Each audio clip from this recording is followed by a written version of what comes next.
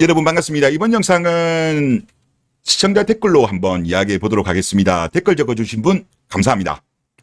이혼 통계와 관련된 의견이 있었어요.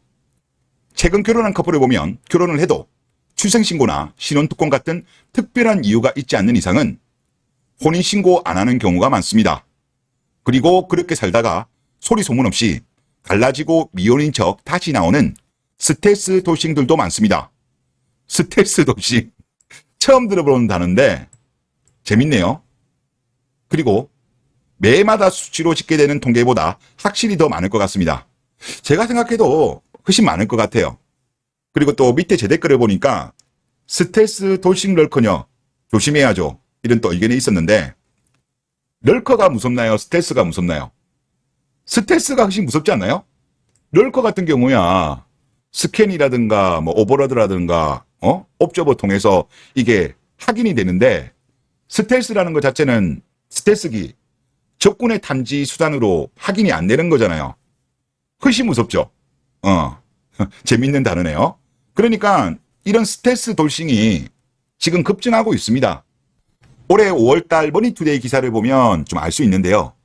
지금 밑에 표는 어떻게 작성된 거냐고 하면 혼인신고서에 실제 결혼일을 적는 을 바탕으로 해가지고 통계를 낸 겁니다. 통계청 자료예요. 2년 이상 시연 혼인신고 비율입니다. 그런데 2014년도 같은 경우는 5.21, 2020년 같은 경우는 5.74로 이때까지만 하더라도 조금씩 증가했어요. 그런데 갑자기 2021년부터 급증합니다. 5.74에서 7.06, 2022년도 7.85, 2023년도 8.15로 2년 이상 지연 신고 비율이 엄청난 속도로 지금 급증하죠. 이 기사 같은 경우는 이렇게 급증한 이유에 대해서 청약이라든가 대출이 영향을 미쳤다라고 그렇게 분석을 하던데 그런 부분도 물론 있을 거라고 보고 그런데 문화가 바뀐 것도 크지 않을까. 갑자기 급증했어요. 최근 몇 년 사이에 확실히 인식도 많이 바뀌었다는 거 저도 많이 느끼거든요. 그러니까 이런 복합적인 요인으로 인해 가지고 혼인신고를 지연하는 비율이 늘어난 것이 아닌가. 그런데 그나마 이거는 통계에 잡힌 겁니다. 늦게라도 혼인신고를 해서 잡힌 거예요. 그러면 혼인신고 안 하고 깨진 케이스는 빠진 거예요. 그런 것까지 감안하게 되면 앞에 시청자 댓글처럼 지금 스텔스 돌싱 엄청나게 많을 겁니다. 그리고 오늘 올라온 블라인드 글 하나 보시죠. 혼인신고 안 하고 이혼했는데 남친에게 얘기해야 되냐라는 불주마 글입니다. 20대 때 결혼해서 3년 살고 이혼했어. 3년 살고 이혼했으면 꽤 오래 살았네요. 혼인신고는 안 했고 이혼한 지는 4년 차인데 내 나이가 30대 초반이고 이혼 전후 직장을 바꿔서 내가 돌싱인 걸 아는 사람이 거의 없어. 자, 여기서 우리가 알 수 있는 게 뭐예요? 내 나이가 30대 초반이다. 대한민국에서는 아직도 결혼 가능한 나이다. 다른 나라에서는 상상도 할 수 없는데 결혼 정년기다 생각하는 거예요. 그리고 이혼 전후 직장을 바꿔서 내가 돌싱인 걸 아는 사람이 없다. 본인 스스로 스탑널코로 들어간 거예요. 나중에 새로운 남자를 만나면 숨기려고 빌드업을 짠 거죠. 빌드업을. 여튼 내 질문은 나는 돌싱인 거요 아닌 거요. 직장 남친은 3살 연하의 MZ라 그런지 그냥 장기 연애하면서 동거한 거 아니냐며 아예 신경을 안 썼다. 제대로 이야기 안 했겠죠. 제대로 결혼생활, 결혼식을 하고 이런 거를 이야기 안 했겠죠. 그러니까 신경 안 썼지. 그 전 남친은 또 외국인이라서 why not? 그냥 동거한 남친이었던 거 아니냐는 식이었던지라 감이 안 온다. 제대로 이야기 안 했겠지. 본인 유리하게 이야기했겠지. 그리고 이 불주마는 동거라고 이야기해줘. 동거라고 이야기해줘. 이 글이에요.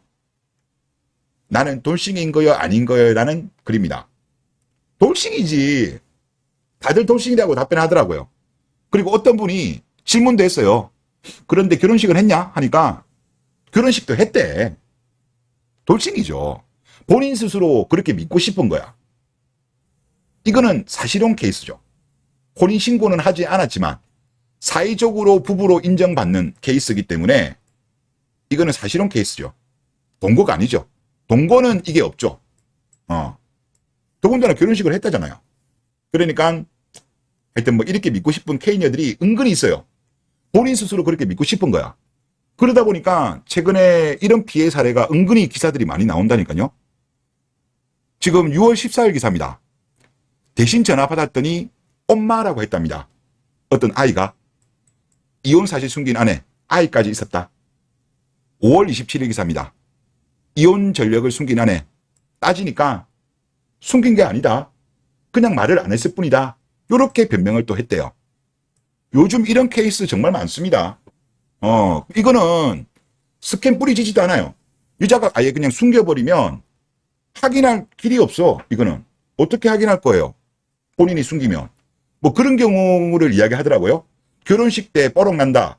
이 앞에 블라인드 사연에도 나중에 결혼식 때면 뽀록 난다라고 그런 댓글들이 좀 있던데, 이것도 작정하고 숨기려고 하면 숨길 수 있죠. 뭐 하객 알바들 동원하면 충분히 숨길 수 있습니다. 그러니까 이거는 스캔으로도 안 된다. 스텔스 돌싱이다. 맞아요. 앞에 시청자분 댓글이 맞다니까. 숨기려고 하면 이거는 스캔으로 안 돼요. 그리고 제가 돌싱 관련해가지고 기사를 검색하다 보니까 과거에 재밌는 기사가 하나 있더라고요. 2013년 동아일보 기사입니다.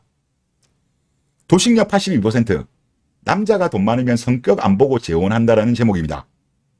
미혼 남녀를 대상으로 결혼 시 가장 필요한 상대의 조건을 묻는 각종 설문조사 결과는 대개 성격이 1위를 자리한다. 지금도 이렇게 나와요. 돌싱들의 생각은 전혀 다르다는 조사 결과가 나왔다. 생각보다는 돈을 더 중시한다는 것.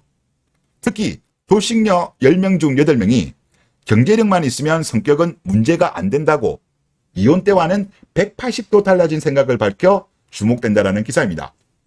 그러니까 초혼보다는 재혼이 더 돈을 따져요.